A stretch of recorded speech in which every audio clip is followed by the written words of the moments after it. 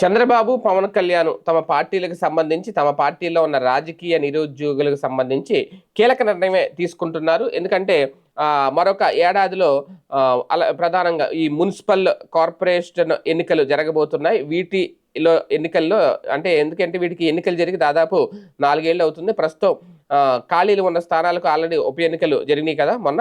ఈ సందర్భంలోనే వచ్చే ఎన్నికల నాటికి మున్సిపాలిటీలు అలాగే కార్పొరేషన్లో వార్డుల పునర్విభజన చేపడదాము అనేది మున్సిపల్ మంత్రి నారాయణ ఆల్రెడీ ప్రకటించారు.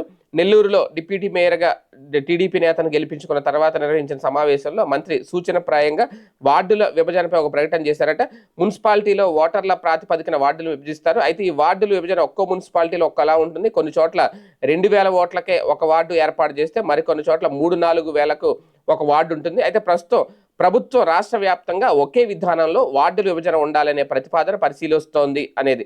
ఒక్కో వార్డుకు కనిష్ట గరిష్ట సంఖ్యను పరిమితిగా నిర్ణయించి వార్డులను విభజించాలనే ప్రతిపాదన పరిశీలిస్తున్నారు. దీనివల్ల గ్రేడ్ 1 అలాగే స్పెషల్ క్లాసు మున్సిపాలిటీల్లో వార్డుల సంఖ్య గణనీయంగా పెరిగే అవకాశం అయితే ఉంటుంది.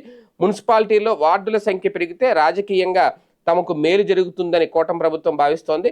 పార్టీ కోసం కష్టపడిన వారికి ఎక్కువ అవకాశాలు కల్పించే అవకాశం కూడా ఉందట.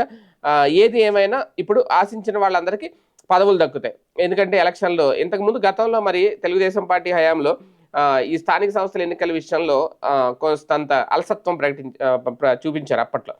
తర్వాత జగన్మోహన్ రెడ్డి వచ్చిన తర్వాత ఎన్నికలు నిర్వహించారు. ఇప్పుడు మాత్రం అదే ఫాలో అవుతుందా రాష్ట్ర ప్రభుత్వం, ఇప్పుడు ప్రభుత్వం ఇమీడియట్గా ఇప్పటికప్పుడు ఆ టైం అయిపోయిన వెంటనే మళ్ళీ ఎన్నికలు నిర్వహించే ఆలోచన. ఒక రకంగా దానివల్ల ఏంటి అంటే ఇది కూడా ఇప్పుడు వార్డుల విభజన ప్రక్రియ ఇవన్నీ చేస్తే రాజకీయ నిరుద్యోగులందరికీ అవకాశాలు వస్తాయి. తమ తమ పార్టీని నమ్ముకొని పార్టీ జెండాను భుజాన మోసే వాళ్ళందరికీ కూడా మంచి అవకాశం ఇచ్చినట్టు అవుతుంది. ఇది ఇద్దరు కలిసి కూర్చొని ఆలోచిస్తున్నారంటే మంచి ప్లాన్ వర్కౌట్ అవుతుంది.